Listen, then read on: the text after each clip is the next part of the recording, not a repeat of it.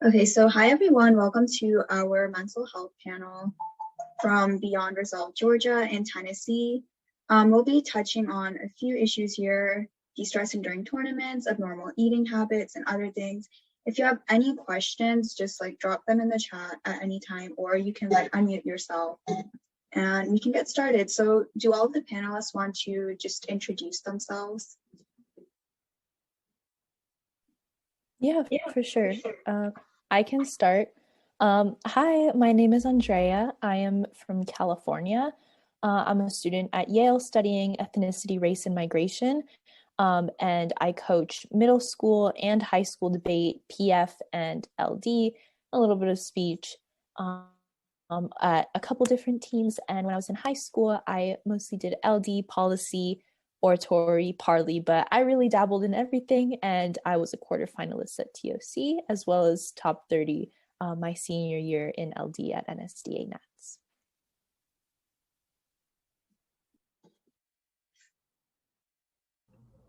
I can go next. Hi, my name is Eva.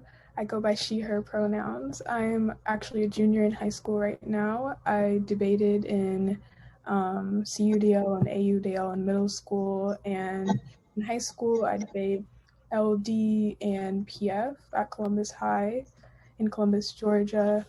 And I have qualified for nationals in public forum, congressional, and duo interp. So I also dabble a little bit around everywhere. So yeah.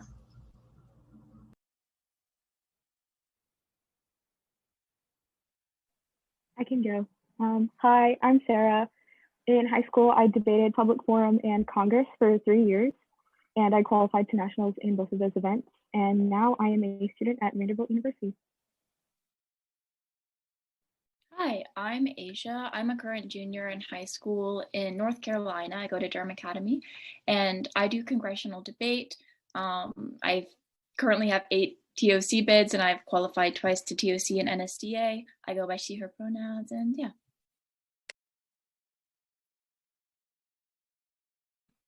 Hi, Hi, I'm Katie.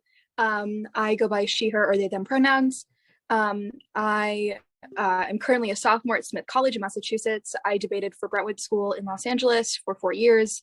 I did only LD, and I ended up I got 10th at NSDA Nationals my senior year. I currently coach. I had the pleasure of working with Andrea as a coach, which was so much fun. And yeah.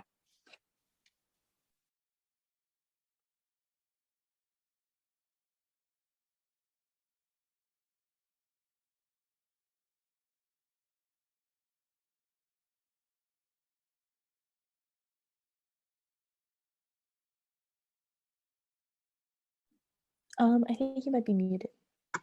Oh yeah, sorry. So I was just saying we can just get started with the presentation. So whoever slides these are can just go ahead, and if anyone wants to chime in. Yes, so I can go ahead and start. A few topics that will be very relevant to our discussion today would be first, self-esteem, which we defined as being proud of yourself regardless of what other people think. This is important to staying happy. And then stress, prolonged stress levels can take a toll on your mental health. Both of these things are very important to maintain, especially keeping a healthy level of stress, I think is very important in terms of not getting overwhelmed, but still giving you enough motivation to push yourself during tournaments and in competition and stuff. And then we're also going to talk a little bit about emotional well-being. Your emotional well-being matters and is just as important as your physical health. And it's important to keep a good balance of your emotional health and your physical health, because focusing on either or can lead to problems further in life. And it's just really important to balance those things. We also have eating habits. Mental health and eating habits go hand in hand, with each one influencing the other.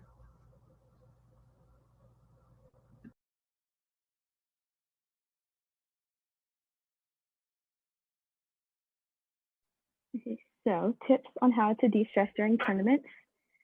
Why do we get stressed during tournaments? I feel like the answer should be very obvious to most of us who have competed in speech and debate. I also think that generally in the debate community, a lot of people put pressure on themselves to do really well and to compete at really high levels. So this is, I feel like, especially relevant to people in debate and in speech events too, and just like the personality type that goes along with like the people who decide to do speech and debate. Although I do want to note that it's not necessarily that all stress is bad. I think there is a healthy level of stress that can like really push you to do well in competitions and like really keep you on your toes. And then tips on dealing with stress. The first thing I want to note is that don't feel bad if you deal with stress a little differently than somebody else does.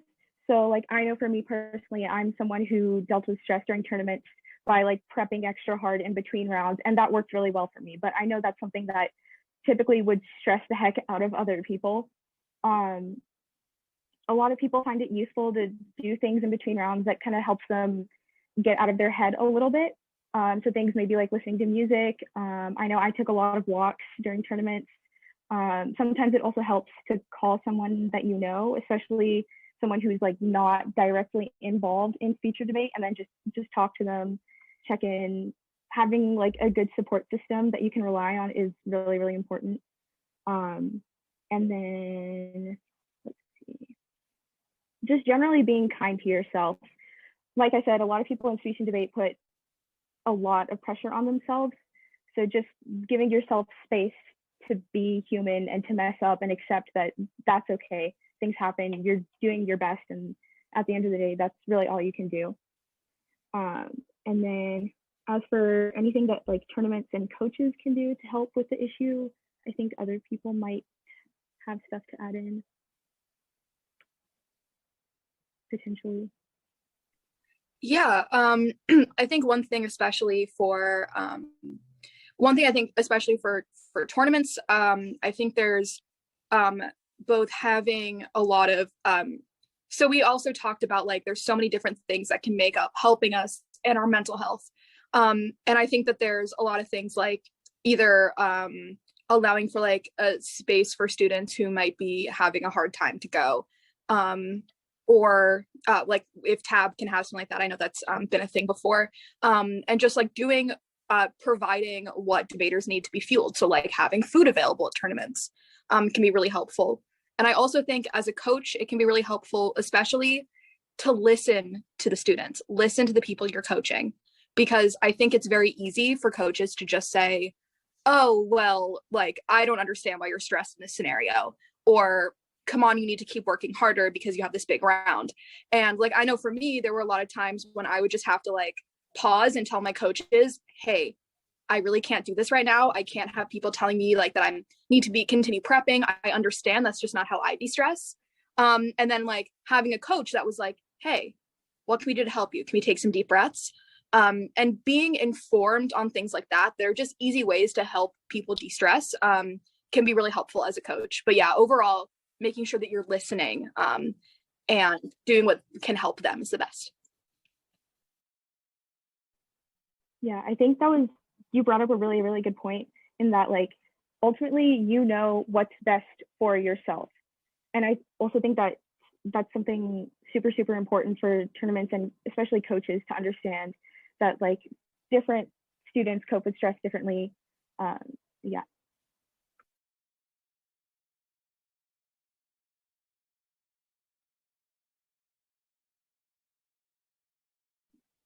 Sure. So I'm just going to touch on abnormal eating habits during tournaments. Before I go into the questions, I just want to kind of talk about my own personal experiences with this. Obviously, content warning for eating disorders and physical health issues. But this was kind of a topic I engaged with a lot, partially because my sophomore year OO was talking about eating habits and eating disorders in athletes, which I do like outside of debate. But also on top of that, having a lot of discussions with people about how like people in different activities have experienced eating disorders, and then my own struggles with having like the intersection of physical health issues that affected like literally the foods that I can put in my stomach and digest, as well as the mental health issues that were directly tied to engaging in debate, a high stress activity, and having a history of eating disorders. So this is something that has pretty much followed me over many, many years, and I have experienced it. I have talked with a lot of people who have experienced it, and I have just spent a lot of time thinking about it. But the first question, why do we have abnormal eating habits during tournaments? We find obviously that debate can be a very high stress activity. The pressure of having to compete, and especially if you are competing in speech, where not only are you intellectually putting yourself in front of a big audience, but you're also physically putting yourself kind of on display for people. You know, you get up in front of the room, you're dressed all fancy, everybody is looking at you. That also adds a different layer of hyper awareness of your body and what you look like, as well as, you know, tight tournament schedules, having rounds packed really close to each other and not having a lot of room to eat in between or to sit down and decompress leads to taking out that stress in an outlet that is not conducive to de-stressing, which is overeating, binging, purging, undereating, etc. And all of those habits are harmful in the long term to your physical and mental health.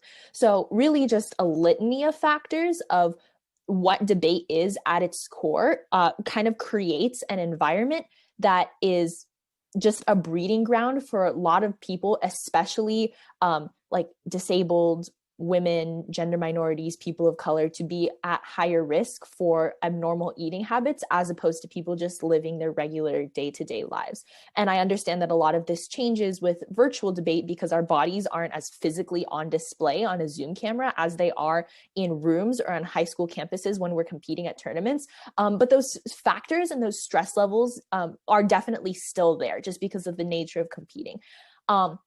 And so if you find yourself struggling with abnormal eating habits, I would say a really helpful thing to do is when you find yourself doing something like vomiting at a tournament or overeating or undereating, take like a piece of paper and just physically write down like what are the things that you're feeling at that moment and see if you can find any of those negative feelings or negative emotions, such as I'm feeling stressed, I'm feeling like I don't have time to eat, I'm feeling like I need to literally empty myself, I'm feeling like people are looking at my body and that is just making me really uncomfortable, and try and figure out like what are the feelings that are leading you to have abnormal eating habits and try and see if you can talk to someone to help you address that.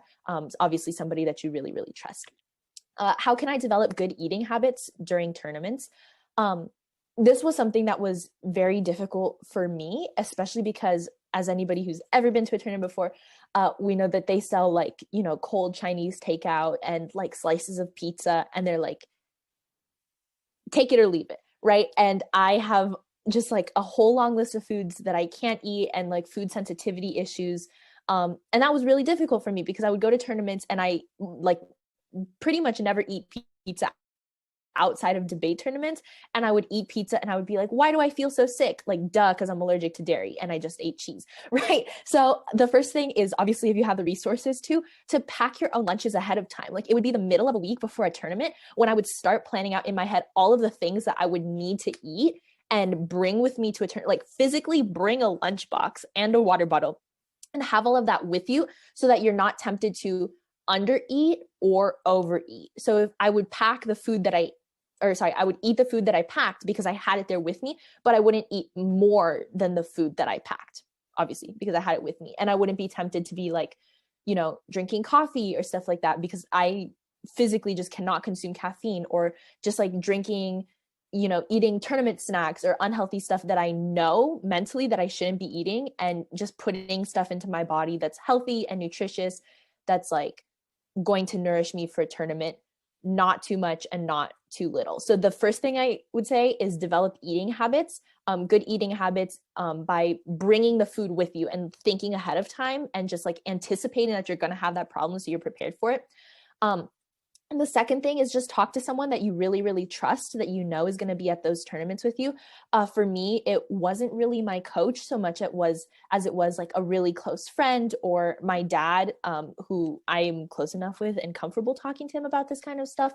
But he would basically check in with me like every 2 hours, or if he wasn't at the tournament with me, they would like text me and say, hey, how are you doing? How are you eating? Are you okay? And then even in like emergencies, for example, like if I was throwing up in a bathroom or something, I knew that there was somebody on campus that I could physically be there with me, to rely on. And then the third and last question is, what can tournament directors do to address the issue?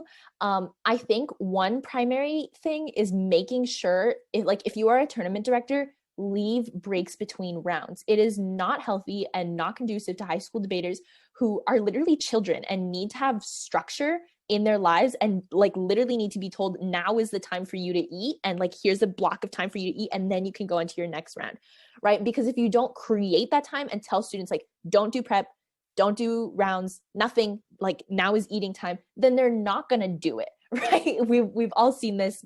Kids are not responsible enough usually to do that on their own.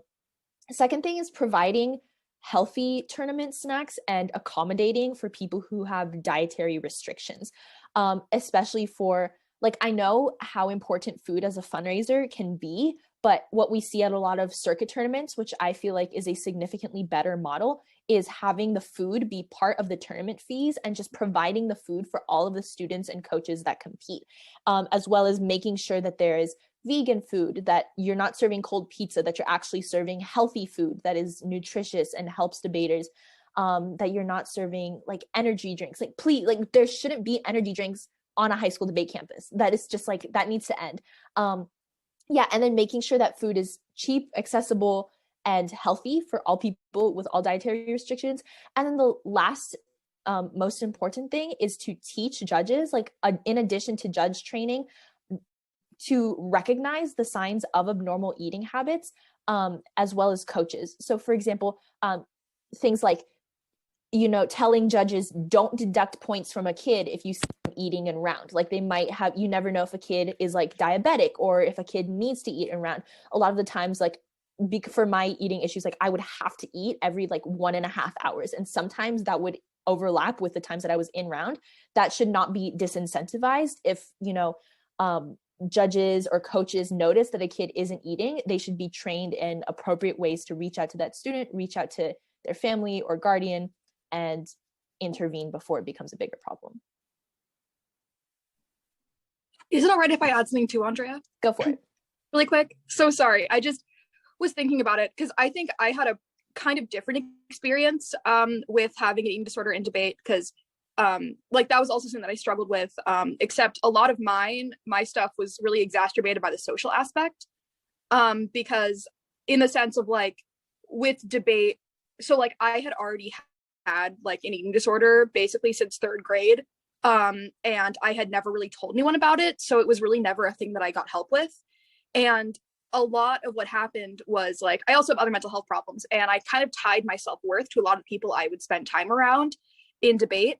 And especially what would happen is like I would so like with the social aspect, I would worry about how people saw me, not even in the sense of like debating, but like seeing friends or seeing people that I like wanted to impress or something. And I felt like there was an extra aspect of me having to like dress a certain way. Like for me, I was like, I need to dress a certain way. And then also to feel like I was my best self, I wanted to feel like I was like skinny, because that was just a really big thing for me. And so my thing wasn't as much of like needing to get food. It was like, I just would not eat for an entire tournament. And that was really difficult, is like at tournaments, I also had these really strict rules in my head of like what I could eat. And that was one of my big problems. And I think there were little things, like one of them was coaches of mine, or like, and not like blaming them at all, it was a really normal thing of like, don't eat sugar at tournaments because it'll mess up your voice for spreading. And for me, it was like, oh, I really like Sour Patch watermelon, but I felt guilty eating that. But at a tournament, I was like, you know what makes me really happy right now? Some Sour Patch watermelon. But then I had this voice in the back of my head that was like, don't eat sugar because of the tournament. And then also the aspect of like, I didn't want people to see me eat. And one thing that I've tried to do in this panel as well is I have tried to be eating things. And like I have my little croissant, because like that's a really big fear for me, was people seeing me and seeing me in that way. And that's all I cared about when I was debating. And I think that that's like another aspect of it, is like not even like both the personal, like making sure that you are getting the fuel you need, which is so true. And I definitely agree with what Andrea said. And I think as well, like one of the other things is like tournaments have the power to provide food for a lot of people. Like most judges' rooms have free food. And like as a judge, there were like, when I was at a tournament last year, one of the debaters of mine was so stressed and she wasn't eating. And I was like, what do you want? I will drive and get you a smoothie if that's what'll help you. I will go to the judges' room and I will get you whatever you want. Tell me what you want. And like that shouldn't be the model of like students getting to have food. That should, it should be already provided. It feels like, I definitely agree with everything Andrea said. I just think also like the aspect of what as well of like debate being like a microcosm of the world allows us to have these like weird, like we have these weird relationships with people, and like debate just is so weird that it can just exacerbate these things. Exactly. Yeah. I definitely do think we had different kind of relationships with food, because mine were primarily like, I did also deal with an eating disorder, but for me, it was a lot of it was like physical and the reflection of like what my body was doing that made me have issues with it. And also because I didn't have a very big social network in debate, I was mostly competing independently, versus I know that you came from a co-ed team.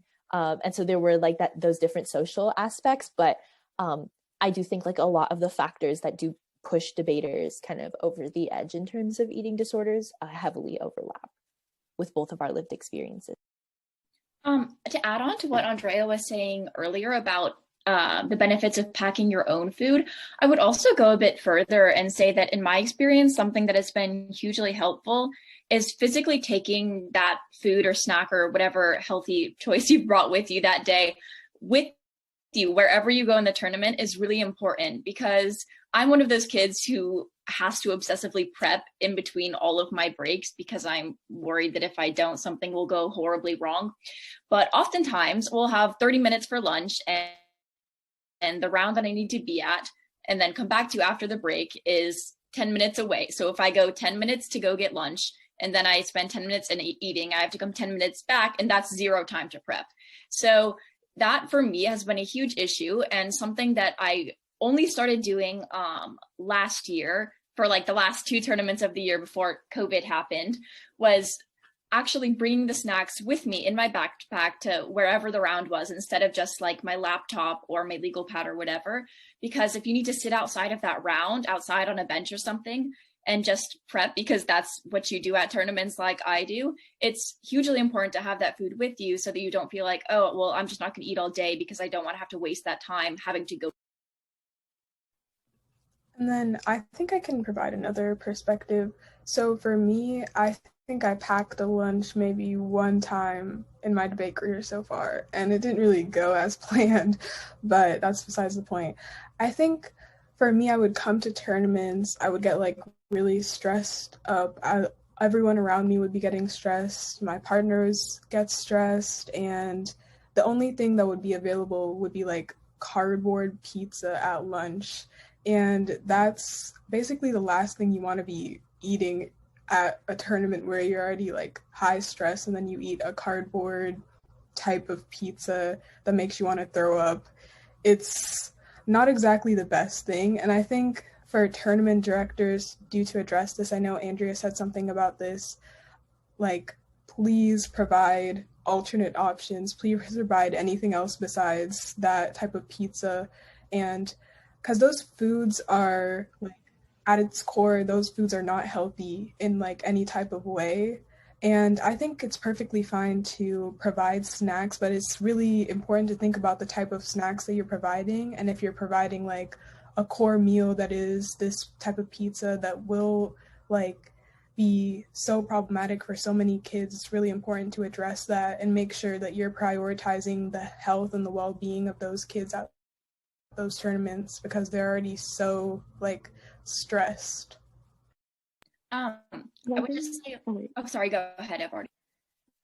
I just wanted to jump in and like add one thing in really quickly, because I remember Katie was talking about how like eating certain foods, like you kind of feel guilty about it, and then like maybe you wouldn't end up eating like at all during the tournament. That's something that I struggled a lot with, because for a lot of the tournaments that I went to, there were like mostly not super healthy options, just like pizza and similar things. And so what I ended up doing most of the time was, I guess this just might be me being very like perfectionist about my eating habits, but a lot of the time what ended up happening was that like if it was a choice between eating something that was like kind of unhealthy and like not super great for me, or not eating at all, I just wouldn't eat at all.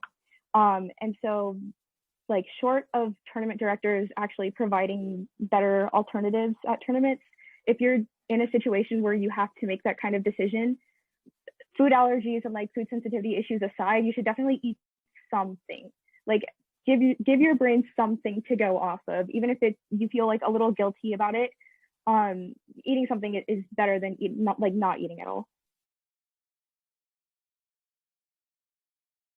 I was just gonna quickly go back to something Katie said, because I don't think that providing healthy options is the end all be all. It's super, super important, but we also need a multifaceted approach to dealing with eating disorders, because I know, at least for me, when my eating disorder was at its worst last year, it would not have mattered if there was pizza or some kind of vegan salad. I would not have eaten it. I was so nervous, so stressed, and also it's a mental illness, so it doesn't really matter what's available. A lot of times, girls especially and minorities have trouble bringing themselves to actually eat the food regardless of what it is. So I think that making sure we're tackling the social aspects that Katie talked about, and also where these nerves come from, in novices a lot too, because that's where these unhealthy habits form a lot of times, is also really important to just kind of administrative changes like offering more healthy food.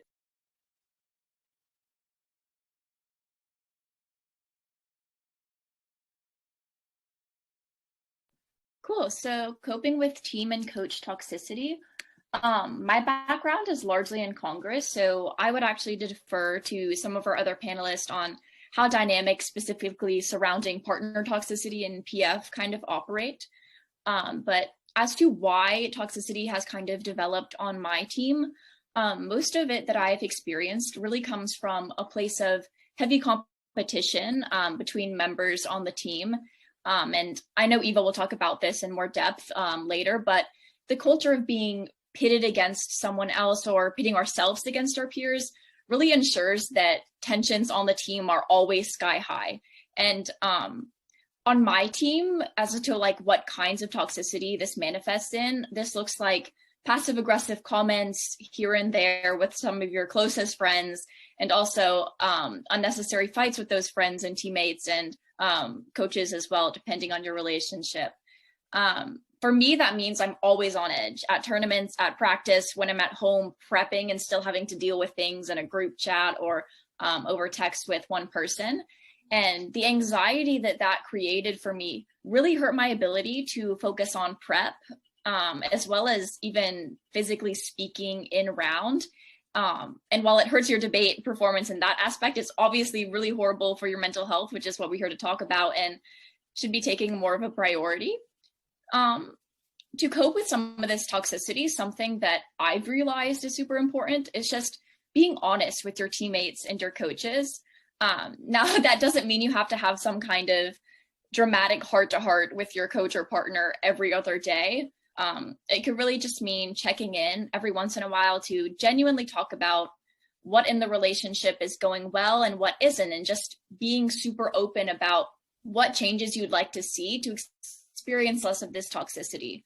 That honesty and authenticity in communication is really the only way that I've been able to diffuse tensions on our debate team and moreover form healthy relationships in their place moving forward with members and coaches on the team.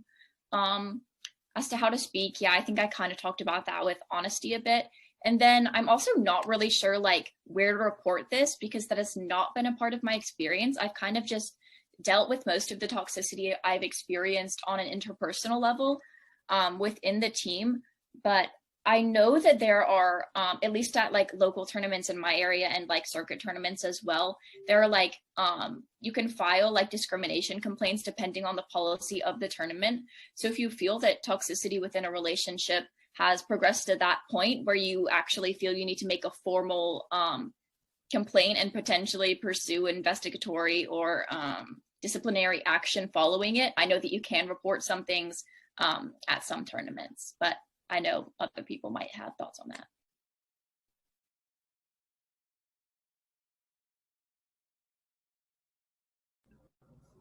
All right, so being compared to other debaters. The first question we have is, does this always happen from an outsider, or do other debaters compare themselves to others as well?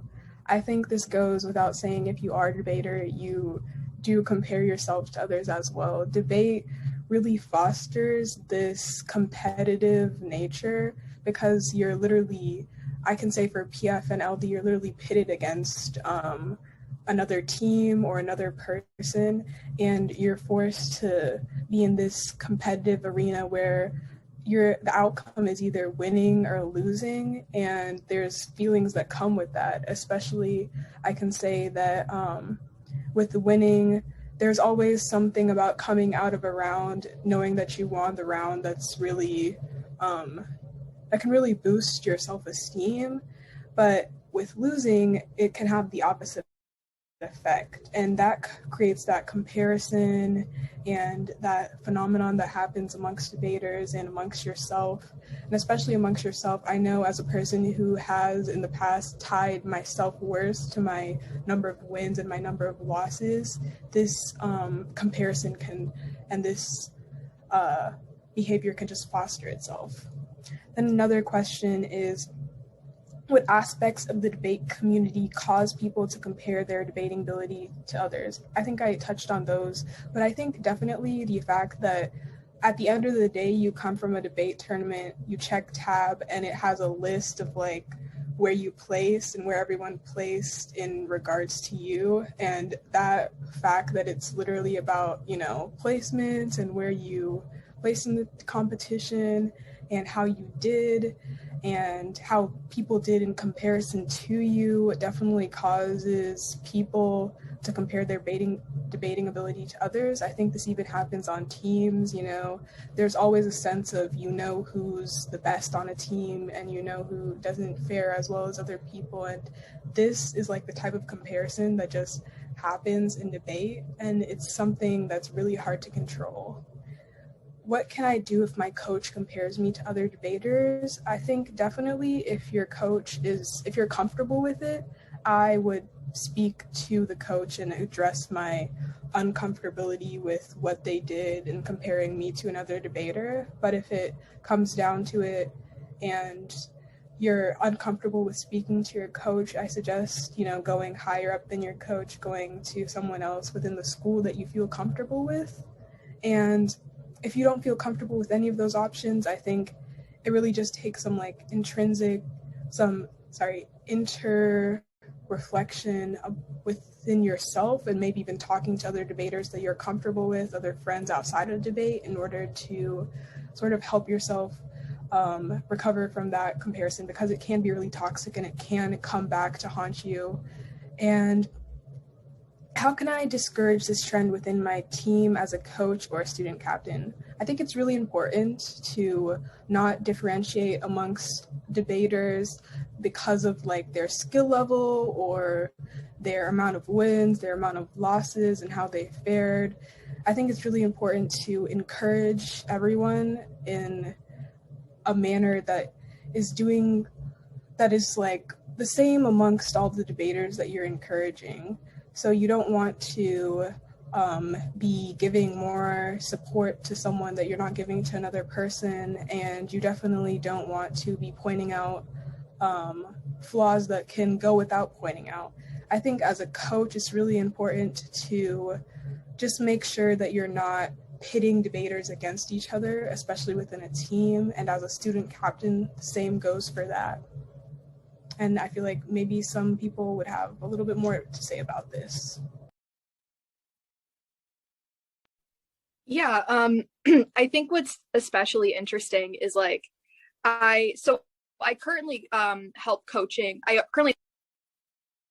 And it's interesting because I think the way that debate has changed since when I was debating, the dynamics of it, like I judge now and I see debaters that are kind of being nice. Like it'll be a debater who's like a circuit debater debating someone who's like kind of more new to debate, and they don't read like 9 off and spread the whole time. And to me, like as a judge, maybe it's because I put something in my paradigm where I was like, if you do that, you get bad speaks. But like when I was debating, it was really, really common for people to identify other teams with like their A team, their B team. Like even within like my own team, there was so much toxicity to the point where it was like, a lot of people, like you'd want to quit. And it wasn't because of the debate community as a whole. Sometimes it was because of your teammates who would say like your prep is bad. The prep that you do is bad. So you should stop doing prep. But why are you not doing prep?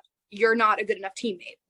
And I think that that's something that I saw with a lot of, I guess things have changed because I look at the team that I work with now and I'm like, wow, these debaters are being so nice to each other. Like they're doing these things for fun. They want to be doing these practice rounds. And it's not as much about like, who's the best on the team. It's about like, let's have fun and do some impromptu speeches.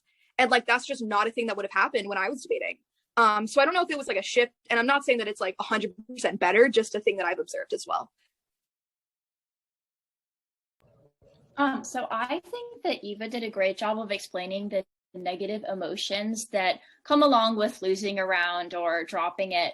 And something that I would add to that is there's sometimes negative emotions associated with winning as well, at least for me.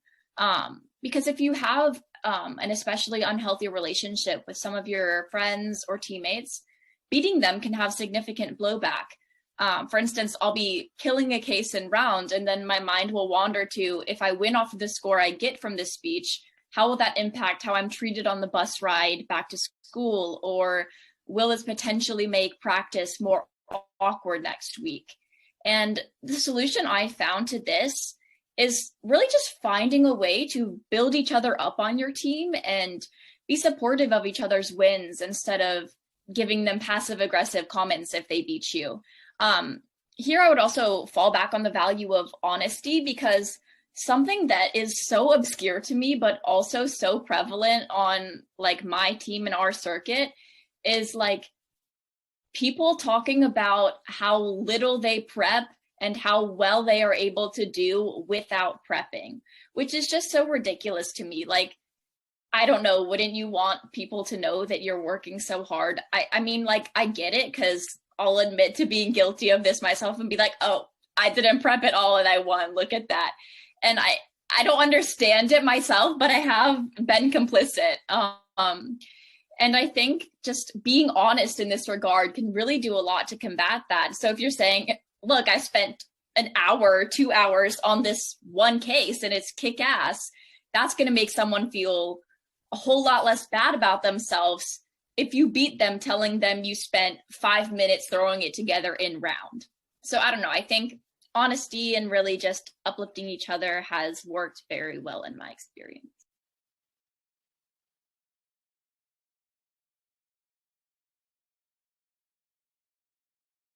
All right, so I think the next thing we'll talk about is worship and clout culture. This is pretty connected to the last thing we're talking about being compared to teammates and other people in the world and other people in the community. I think that, so like a lot of the like worship and clout culture basically comes when like there is somebody who just does really well at a tournament or has been doing well. A lot of the time you'll see that reflected with like ranking sheets. I don't think they're as prevalent as they used to be, but like there used to be websites that would post like the best LD debaters, like numerically, or like on NSDA, the website, I'm pretty sure they do that as well. And what will happen is like people will get fans, and I think like a lot of us see this. It's hard to figure out where it comes from sometimes, but like first thing, you often only like see this primarily in like white guys who are like cishet white dudes who like are incredibly mediocre, but like said the word feminism in a round and everyone's like, or not even that, just like could read a few diss ads. And like, I'm not saying these people are bad at debate at all. I'm not at all saying that. but it's like there are certain people who will just get celebrated for being like mediocre, or like just celebrated too much, even by coaches. And I know like so like it kind of can happen with everybody in the debate world, where like there can be someone who's like a junior in high school and there are adults in the world who are like, I'm such a big fan of you, and like that's weird. We should not be doing that. So I think this can be manifested in the community in a few ways. I have not experienced like betting on rounds, but threat lists were really big when I was debating. And like the thing is, I tried a lot when I was debating to be like, we need to be nice to each other. We need to do all these things, be nice to each other. And I tried to do that, but it's really easy to get pulled into the toxicity of like the clout culture stuff. So like by my senior year, I started making threat lists, which is basically you take all of the entries and then you I would like color coded, I guess, by like who you think is the biggest threat, who isn't. And like people around me would like identify like, oh, people from this team, that's their A debater, that's their B debater, that's their C debater, it doesn't matter. And like that idea of like being worshipped for a round you did, like I remember when I debated also, like it was really uncomfortable because like I would read arguments about like my personal experience, and then there would be people who come to my rounds and be like, oh, we want to watch your round. And I was like, I am not interesting. Why are you coming to the, like, why? Why?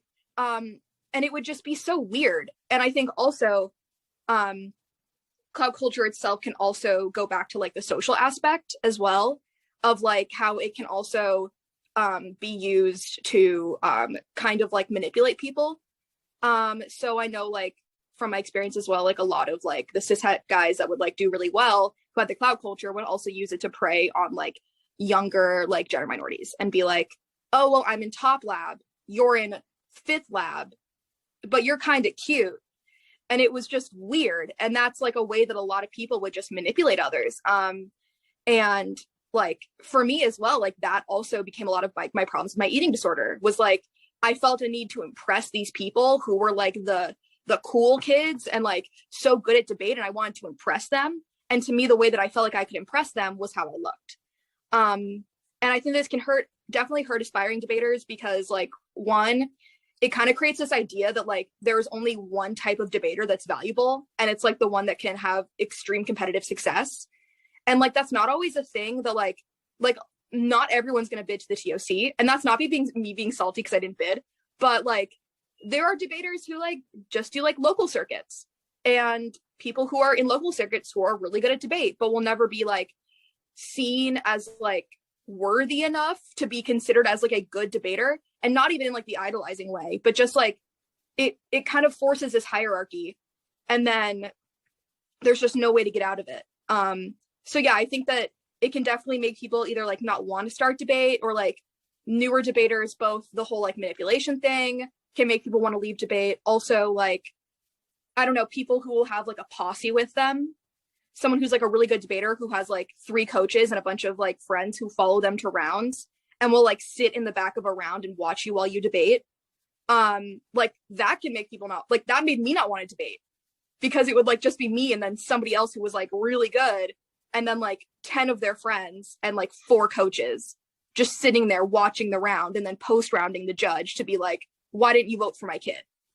That's kind of just a rant, but that's like kind of my like understanding and memory of like what clout culture looks like. And especially also like if you are a coach, it's not a good, like, do not encourage threat lists.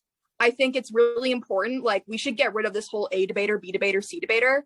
Like I just think that's not a necessary thing, and trying to treat all debaters like looking at it as everybody needs help with something. So maybe a certain debater is really good and they don't need as much help, but like instead of following that debater around and post rounding, maybe help novices and helping like that. I don't know, that's just my thought. I'm wondering what everyone else has to say though.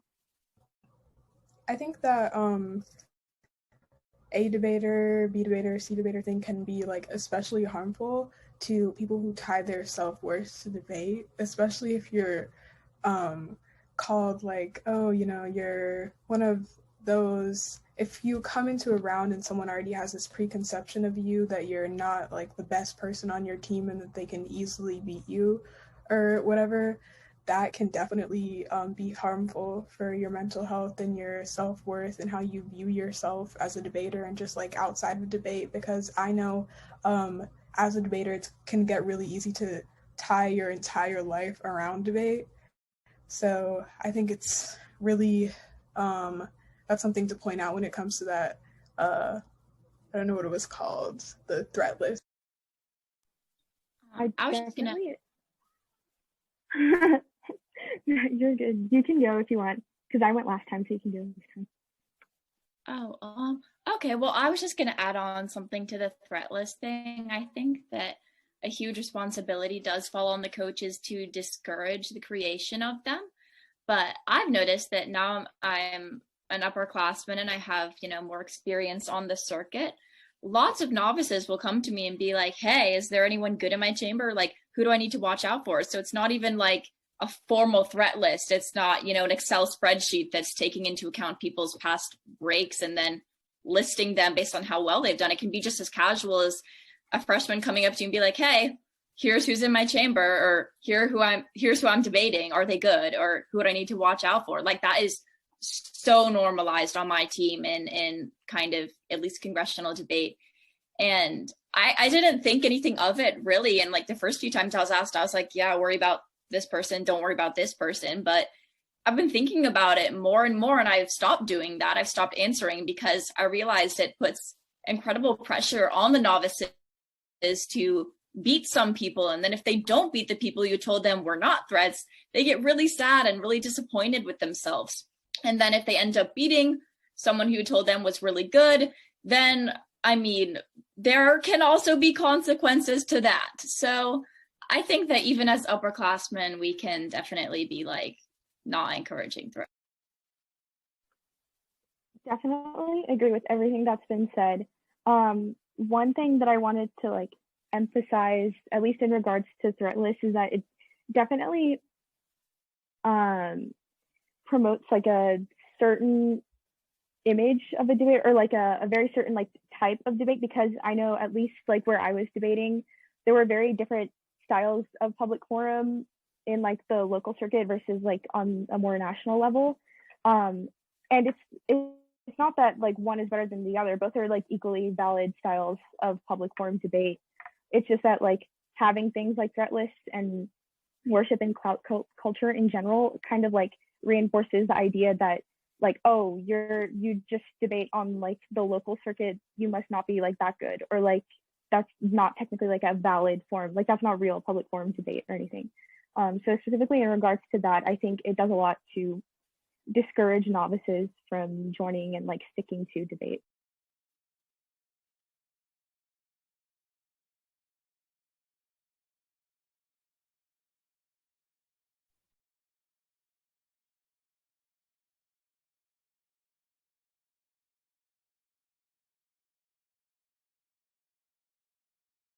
Was I also talking about this one? I completely forgot. Oh yeah, sorry. I feel bad that I've been talking a lot. But yeah, so fostering a good environment, especially for coaches.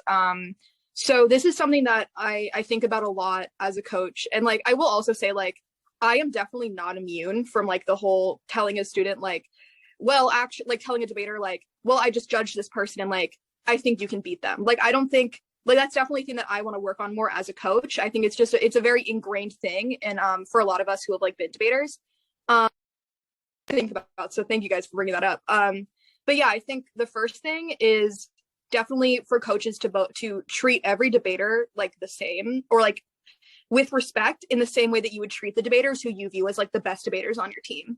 Because I think it's really easy to just kind of pinpoint someone as oh, well, they're not as good, so I won't spend as much time working with them. And then it just creates that hierarchy. Or having certain coaches who are only there to work with certain debaters, which I think can have its merits. I think I know for me, I wanted to do a style of debate that was not as much what my coaches were specializing in, which isn't it's not a bad thing, but the idea it can be good in some cases, especially if you're someone with if you're on a team that doesn't have as many resources, but you yourself have the resources. Basically what I think is coaches trying to not rank the debaters definitely trying to promote like the healthy eating practices that we talked about, healthy, like also like promoting like healthy self-worth, like saying nice things about ourselves, making sure that like as coaches, we are making sure that we're getting like the meals that we need in, making sure that like we're taking care of ourselves between rounds, because like judging can be so exhausting. And we can't, like as coaches, we can't be effective in helping others if we are also not able to like do these things for ourselves. I think also for student captains, I guess I was never a captain. Like I think take that role as much as I could, because I think even if you are not a specific captain, if you are an upperclassman, even a lowerclassman, and you see someone struggling, it's a good thing to like do it, like talk to them. And so even if you aren't a captain, it's still a good thing to look out for your teammates and make sure they're doing okay, no matter where you are in the team. And I think that that's like one of the biggest things. I also think one thing I tried to do with some of the captains for one of the teams I work with is I asked them, because they were both guys, I said, what can you do to help foster positivity, especially for like the young women and gender minorities on the team? Because we were like, the team now has like there are like more women on the team, which is really cool. But I was like, what are you guys going to do specifically? What can you do to put in place to help people, to help your teammates, to help these freshmen who have never debated before, that are going to go through these things that are going to be really difficult? What are you going to do? Establishing that as coaches with team captains can help instill those good values, instead of like a team captain being like, no, you're not good enough, so you shouldn't do this, or like, you're not valuable enough to do prep, that kind of thing. And I think, other people who are currently debating should talk more about like the team member stuff, but that's just like, it's like with coaches, it's our job to continue this good environment, because like when new debaters come in, it's our job to show them what like coaches can do a lot of change, and not just being like, here's how you read a dis-ad, here's how you respond to a perm. It's important to be spending the time as a coach at tournaments making sure that students are okay, more than just being like, why aren't you prepping right now?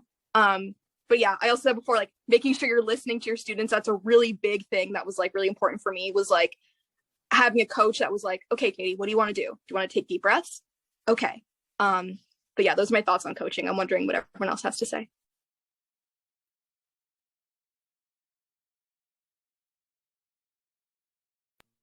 I feel like I've been talking a lot, but I guess I have something to add. I think that what you said about like coaches and captains treating all of their students equally is so underrated. It is so important. And that can really be something as simple as just how you respond to students' breaks. So something that I've seen a lot on my team or on teams in the area has been just this wide range of reactions to the same outcome. So two students could break to semifinals, and then a coach or a captain or a teammate would congratulate one while telling the other one, oh, like you really should have made finals or something like that. And I think that making sure that you not standardize, but making sure that you're not like catering your reactions to different breaks depending on the person and their perceived abilities is really important and high impact.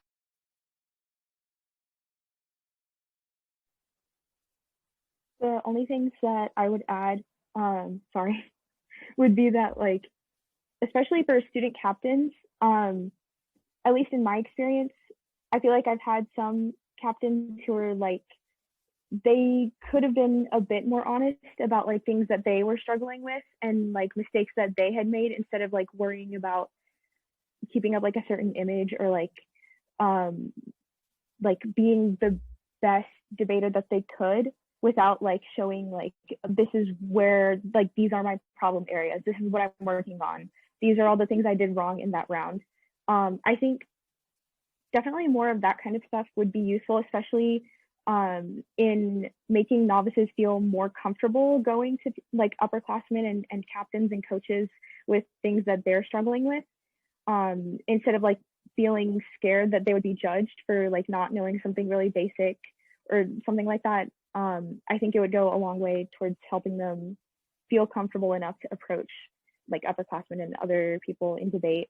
And then as far as team members, I think Asia was talking about this earlier with like the toxicity and like partner dynamics, but being honest, I think, is like one of the biggest and best things that you can do in terms of like promoting a really good, healthy environment. Like if you're having an issue with someone, it's going to be 10 times more productive to go straight to them and be like, hey, yeah.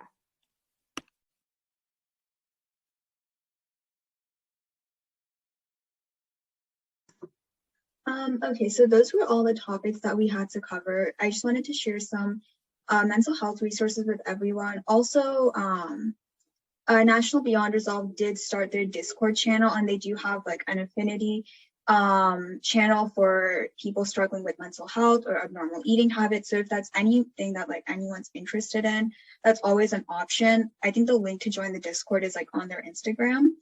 But also we had a few questions in our form, so I will just read them out loud. So the first one is, what should I do if I get really stressed about going to tournaments or doing tournaments online, and the stress is only getting worse as the session progresses?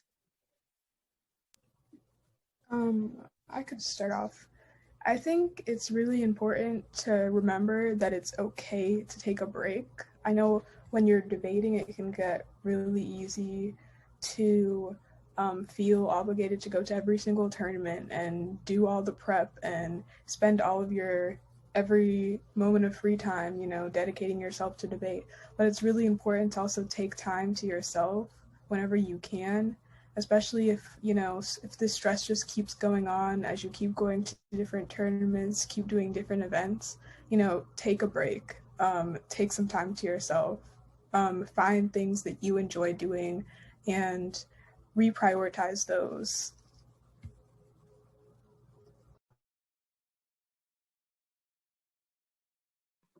Okay, so the next question is, so I've been facing a little bit of toxicity from my student captain, but I'm scared to report them to my coach. Do you have any suggestions for what I could do?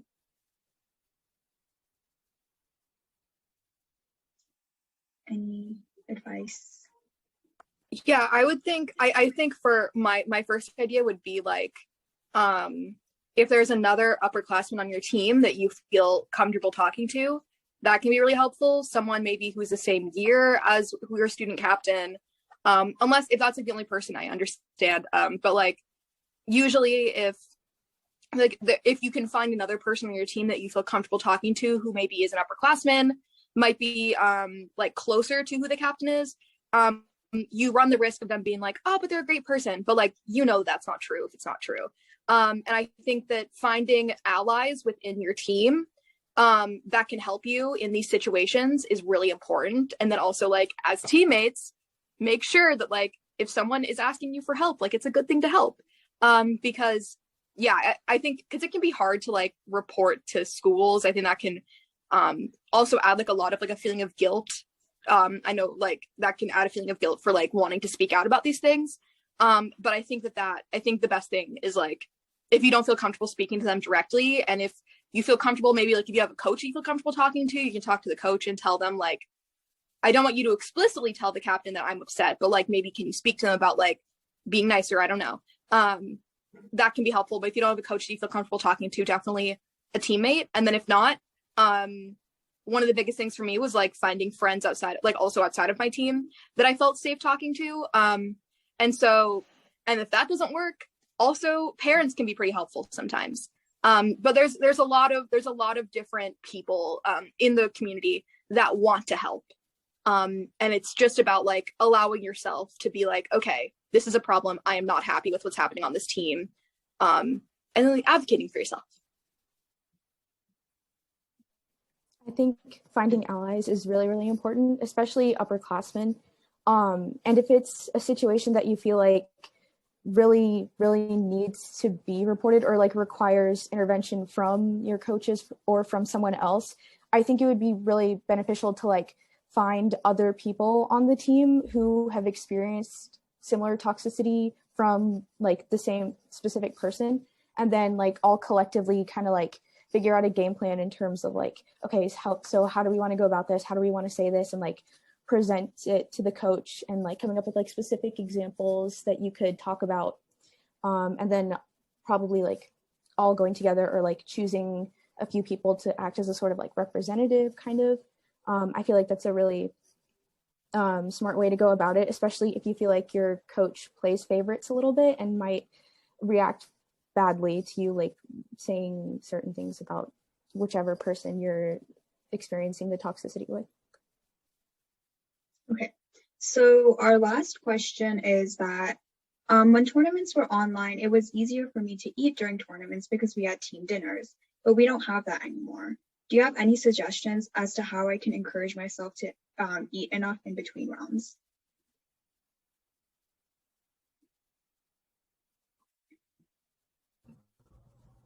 I would definitely say if you can find someone who can help you to be accountable and make yourself accountable and ask you if you've eaten, if you haven't eaten, and what you've eaten, that can be really helpful. I know I have like a partner who's really good about this, and I help her with the same thing, making sure that she's eaten and that I've eaten and that we're both full. And, you know, it just provides an extra source of energy for our rounds. And if you don't have like a partner, or if you don't have a friend who can help you do that, it can definitely be really useful to set reminders on your phone, you know, go that extra step for yourself, because at the end of the day, you're helping yourself with that. So I think that's pretty important. I've had somewhat of the inverse experience with the online platform. I've actually been eating more since there's not kind of the stress of everyone being around me and being at the tournament and having to walk to different places to get food. But even so, it is hard for me to eat a lot of the times. And something that I find helpful is if you have those allies on your team or not on your team that we were talking about, and they're willing to call during a break and you guys can kind of eat together, that has been hugely beneficial for me because it takes my mind off of eating. If all you're doing while you're eating is eating, that's really bad for me because all I'm thinking about is everything I'm putting into my body and how that will make me look and how it will affect my debate performance. But if you're talking to someone about round or what suit they're going to wear the next day while you're eating, that can really take your mind off of it and it will feel more mindless and less scary.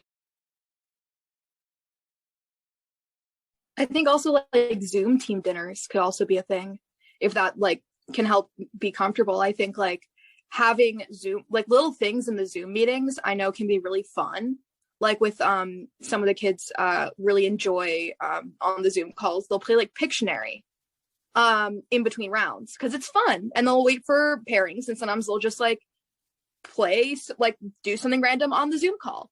But having like a team dinner maybe like over Zoom where it's like everyone can have their little snacks, or encouraging like in between rounds as coaches as well and as team captains, or really anyone to be like, hey, snack check, everybody have like snacks, do you need anything, what are your thoughts? And then lastly, also having snacks in your room if you debate like from your room.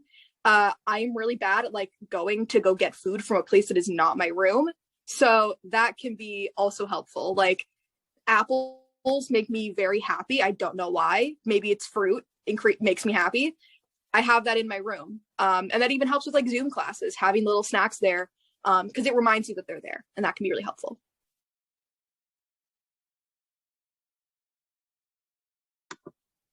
Okay, so those were all the questions that we had. If anyone else has anything come up at any time, you can always feel free to like message our Instagram, and we'll always like happily defer the questions to the panelists or do our best to answer them. And we will post this recording and the slides so you can access all of these resources on our YouTube channel. Anyone have like any last thoughts, anything else to add on?